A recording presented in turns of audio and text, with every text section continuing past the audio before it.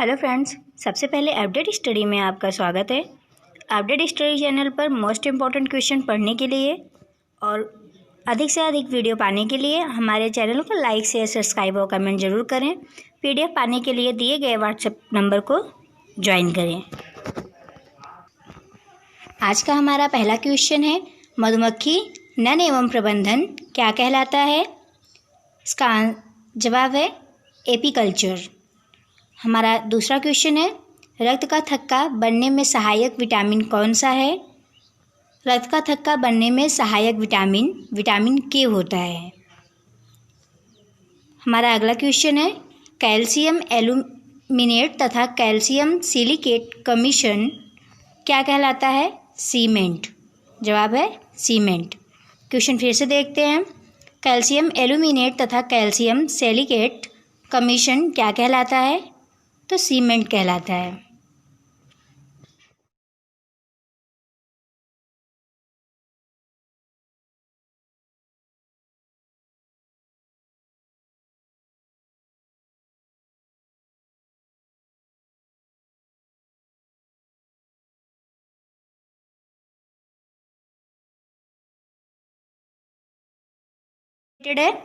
कार्य की इकाई होती है जूल।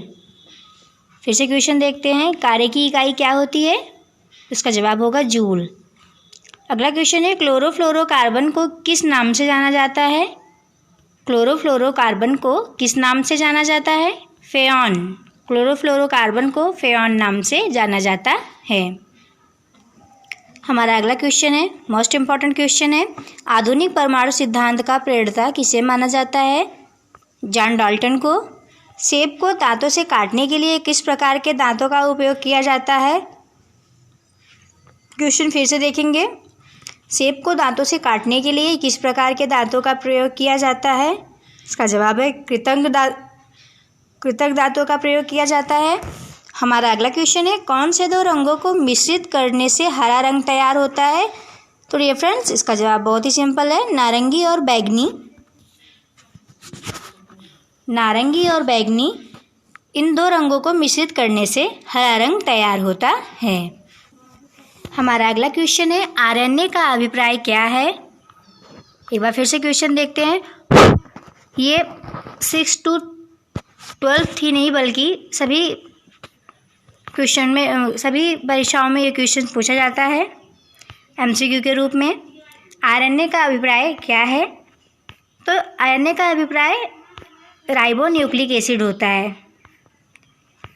मतलब इससे हम दूसरे शब्दों में ये भी कह सकते हैं कि आरएनए का फुल फॉर्म क्या होता है? तो राइबोन्यूक्लिक एसिड। लोलक का संचालन क्या कहलाता है? लोलक का संचालन दोलन गति कहलाता है। वायुमंडल में उपस्थित कुल गैसों का कितना प्रतिशत नाइट्रोजन होता है? तो वायुमंडल में उपस्थित कुल गैसों का 78% नाइट्रोजन होता है। एक बार फिर से क्वेश्चन देखेंगे, क्वेश्चंस में आंसर भी आपको हम गिव अप कर रहे हैं। वायुमंडल में उपस्थित कुल गैसों का कितना प्रतिशत नाइट्रोजन होता है? तो 78% नाइट्रोजन होता है। हमारा अगला क्वेश्चन है, किसका उपयोग चिकित्सक रोगियों की जांच में किया जाता है? तो स्टेथोस्कोप का उपयोग चिकित्सक रोगियों के जांच के लिए किया जाता है। हमारा अगला क्वेश्चन है, मलेरिया किससे संबंधित होता है? मोस्ट इम्पॉर्टेंट क्वेश्चन, कई बार पूछा गया है। मलेरिया किससे संबंधित होता है? तो मलेरिया ज्वर यानी बुखार से संबंधित होता है। हमारा अगला क्वेश्चन है, रक्त शर्करा स्तर को नियंत्रण करने वाला हार्मोन कौन सा होता है? तो रक्त शर्करा स्तर को नियंत्रण करने वाला हार्मोन इंसुलिन होता है। हमारा अगला क्वेश्चन है, कैल्शियम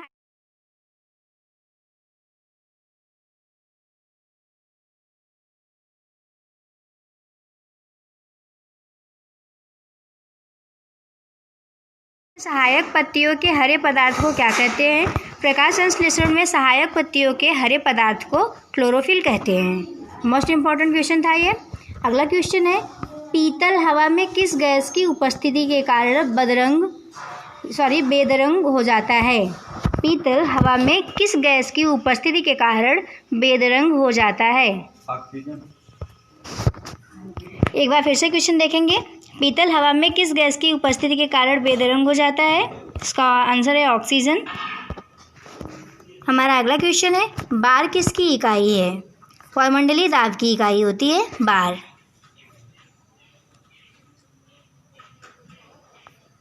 हमारा अगला क्वेश्चन है, ठोस से सीधे वाष्प अवस्था में पदार्थ के रूपांतरण को क्या कहा जाता है? उदात्तीकरण। ठोस से सीधे वाष्प अवस्था में पदार्थ के रूपांतरण को उदात्तीकरण कहा जाता है। अगला क्वेश्चन है, किसकी परत बनने के कारण चांदी बेरंग हो जाती है? तो इसका राइट आंसर है सल्फाइड परत। सल्फाइड की परत बनने से चांदी का रंग बेरंग हो जाता है। हमारा अगला क्वेश्चन है, चेचक होने की वजह क्या होती है? वायरस के कारण चेचक होने की वजह होती है, यह मतलब चेचक होने की संभावना होती है। हमारा अगला क्वेश्चन है, मोस्ट इम्पॉर्टेंट क्वेश्चन है, प्रतिरोध का एसआई मात्रक क्या होता है? तो प्रतिरोध का एसआई मात्रक ओम होता है। सबसे व्यस्त मानव का अंग कौन सा है? मानव का जो हर्ट होता है वो मानव का सबसे व्यस्त अंग होता है।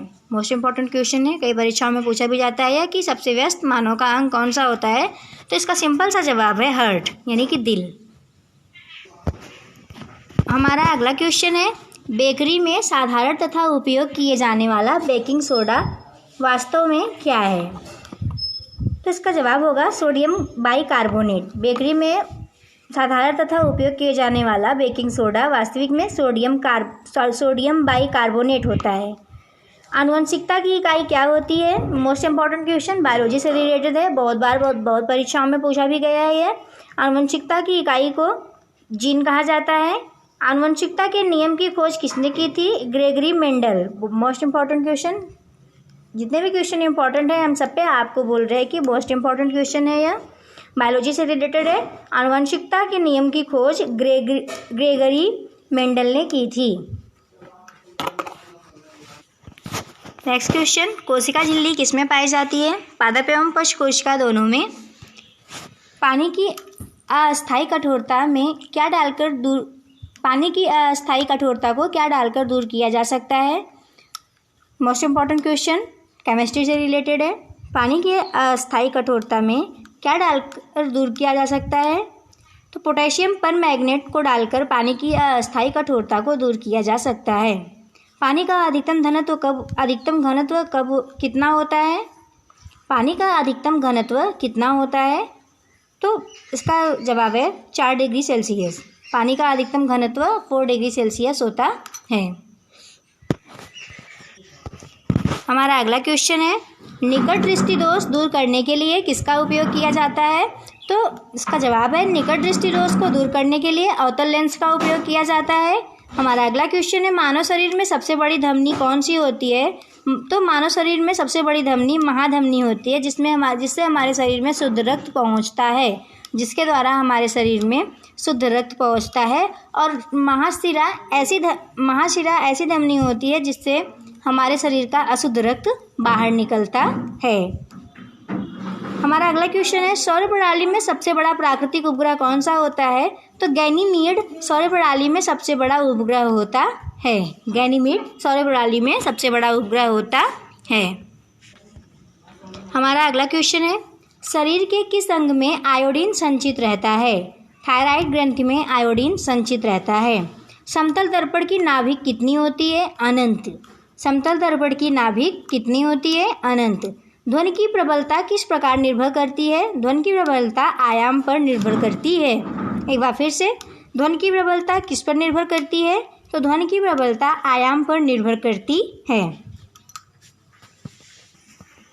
हमारा अगला क्वेश्चन है, ये जो तीनों क्वेश्चन आपको यहाँ पे दिख रहे हैं सभी मोस्ट इम्पॉर्टेंट क्वेश्चन है, तो बार बार मैं रिपीट नहीं करूँगी, आपको एक बार में ही समझना होगा। तो हमारा अगला क्वेश्चन है, चाय में कौन सा उत्तेजक विद्यमान रहता है? तो कैफीन नामक जो पदार्थ होता है वो चाय में विद्यमान रहता है। इसे हम एक नशीला प्रोडक्ट भी बोल सकते हैं, क्योंकि कभी आपने सुना होगा अक्सर लोगों को कहते हुए कि हम चाय पीने के आदी हो गए, तो वो इस कैफीन की वजह से ही होता है, जिससे हमें चाय पीने का नशा जैसा रहता है। नेक्स्ट क्वेश्चन क्या है हमारा, फाइलेरिया रोग किसके कारण होता है? तो कृमि के कारण फाइलेरिया रोग होता है। हमें कृमि के कारण फाइलेरिया रोग होता है। मानव मूत्र में क्या होता, मानव मूत्र कैसा होता है? तो इसका ऑप्शन होगा अम्लीय। दूसरे शब्दों में हम कह सकते हैं कि मानव यूरिन में एसिड की मात्रा पाई जाती है। डियर फ्रेंड्स, हमारे अपडेट स्टडी चैनल पर इससे भी अच्छे क्वेश्चंस पढ़ने के लिए, हर वीडियो में अलग अलग तरीके के क्वेश्चन पढ़ने के लिए हमारे अपडेट स्टडी चैनल को लाइक शेयर सब्सक्राइब और कमेंट जरूर करें। PDF पाने के लिए हमारे दिए गए व्हाट्सएप नंबर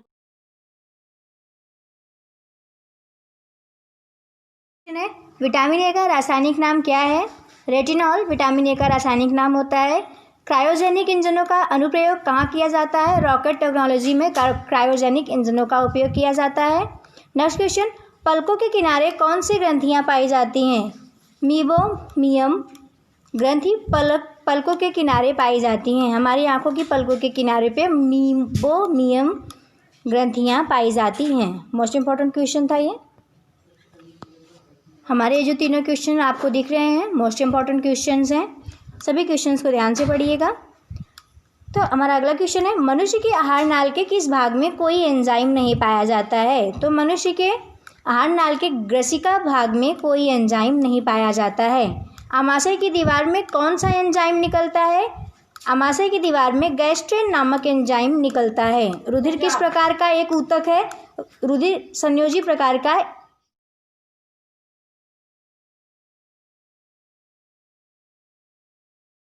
रुधिर संयोजी प्रकार का एक ऊतक है, यानी कि जिसे हम संयोजी ऊतक भी कह सकते हैं। हमारा अगला क्वेश्चन है, साइटोकाइनेसिस में किसका विभाजन होता है? कोशिका द्रव्य का विभाजन साइटोकाइनेसिस में होता है। सांप के जहर में क्या पाया जाता है? तो dear friends, most important question है ये। सांप के जहर में प्रोटीन पाया जाता है और ये प्रोटीन हमारी बॉडी पे बहुत सारे इफेक्ट्स करते हैं। कई तरीके के फ़ायदे भी होते हैं और कई तरीके के नुकसान भी होते हैं। और एक पॉइंट और आपको नोटिस करना होगा कि सांप के जहर से हमारे जो हार्ट अटैक के पेशेंट होते हैं उनके लिए सांप के जहर से दवा भी बनाई जाती है। हमारा अगला क्वेश्चन है, किस संघ की जातियों की संख्या सबसे अधिक होती है? तो आर्थ्रोपोडा नामक संघ की जातियों की संख्या सबसे अधिक होती है। आर्थ्रोपोडा नामक जातियों की संख्या सबसे अधिक होती है। हमारा अगला क्वेश्चन है, मानव शरीर में सबसे अधिक मात्रा में पाया जाने वाला तत्व क्या होता है? तो ऑक्सीजन मानव के शरीर में सबसे अत्यधिक मात्रा में पाया जाता है। हमारा अगला क्वेश्चन है, मनुष्य के रक्तचाप को किस धमनी से मापा जाता है? मोस्ट इम्पॉर्टेंट क्वेश्चन, बायोलॉजी से रिलेटेड है, कई सारी परीक्षाओं में पूछा भी गया है। क्वेश्चन फिर से देखते हैं, मनुष्य के रक्तचाप को किस धमनी से मापा जाता है?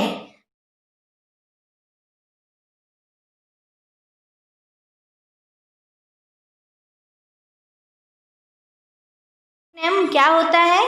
हास्य गैस का रासायनिक नाम क्या होता है? केमिस्ट्री से रिलेटेड है, मोस्ट इम्पॉर्टेंट क्वेश्चन है। हास्य गैस से रिलेटेड हास्य गैस का रासायनिक नाम है नाइट्रस ऑक्साइड। नाइट्रस ऑक्साइड, एक बार फिर से देखते हैं हम। हास्य गैस का रासायनिक नाम नाइट्रस ऑक्साइड होता है, याद रखिएगा। ये जो तीनों क्वेश्चन आपको दिख रहे हैं मोस्ट इम्पॉर्टेंट क्वेश्चंस हैं। तो देखते हैं पहला क्वेश्चन क्या है तीनों क्वेश्चंस में। कैलकुलस के आविष्कारक कौन है? तो Isaac Newton. Sir Isaac Newton नाम तो सभी ने सुना होगा, ये कैलकुलस के आविष्कारक हैं। हमारा अगला क्वेश्चन है, शकरकंद किसका रूपांतरण है? शकरकंद जड़ का रूपांतरण होता है। एड्स के विषाणु किसे नष्ट कर देते हैं? डियर फ्रेंड्स, इसका जवाब आपको नेक्स्ट वीडियो में कमेंट्स करके देना है, तो ज़रूर कमेंट्स करके बताएं कि एड्स के विषाणु किसे नष्ट कर देते हैं। हमारा अगला क्वेश्चन है, उंगली के नाखून में विद्यमान प्रोटीन कौन सा है? तो ग्लोबिन जो है वो उंगली के नाखून में विद्यमान प्रोटीन होता है। हमारा अगला क्वेश्चन है, पक्षियों की उड़ने की प्रक्रिया क्या कहलाती है? पक्षियों की उड़ने की प्रक्रिया ब्रेलिंग कहलाती है। अगला क्वेश्चन इंपॉर्टेंट है, एंजाइम के प्रोटीन भाग को क्या कहते हैं? फिर से देखते हैं क्वेश्चन को, एंजाइम के प्रोटीन भाग को क्या कहते हैं? तो एपो एंजाइम, एंजाइम के प्रोटीन भाग को एपो एंजाइम कहा जाता है। हमारा अगला क्वेश्चन है, किस हार्मोन को आपातकालीन हार्मोन कहते हैं? एड्रेनलिन को आपातकालीन हार्मोन कहा जाता है। एड्रेनलिन को आपातकालीन हार्मोन कहा जाता है। हमारा अगला क्वेश्चन है, आधुनिक शक्तिशाली चुंबक कैसे बनते हैं? एल्यूमीनियम कार्बाइड धातुओं के द्वारा आधुनिक शक्तिशाली चुंबक बनाए जाते हैं। क्वेश्चन एक बार फिर से देखेंगे, आधुनिक शक्तिशाली चुंबक कैसे बनते हैं? तो इसका जवाब होगा एल्यूमीनियम, कोबाल्ट या मिश्र धातुओं के द्वारा आधुनिक शक्तिशाली चुंबक बनाए जाते हैं। आज के हमारे क्वेश्चंस यहीं पे समाप्त होते हैं और आप वीडियो देखेंगे तो आपको पता ही चलेगा कि किस नंबर क्वेश्चन के आंसर आपको कमेंट बॉक्स में कमेंट करके देने हैं। डियर फ्रेंड्स, इसी तरह का वीडियो पाने के लिए हमारे अपडेट स्टडी चैनल पर पढ़ें सभी टीचर्स के साथ और पाएँ अधिक से अधिक वीडियो जो सभी और मोस्ट इम्पॉर्टेंट क्वेश्चन जो सभी प्रतियोगी परीक्षाओं में पूछे जाते हैं। तो हमारे अपडेट स्टडी चैनल को लाइक, शेयर, सब्सक्राइब और कमेंट करना न भूलें। एक बार अपडेट स्टडी की तरफ से सब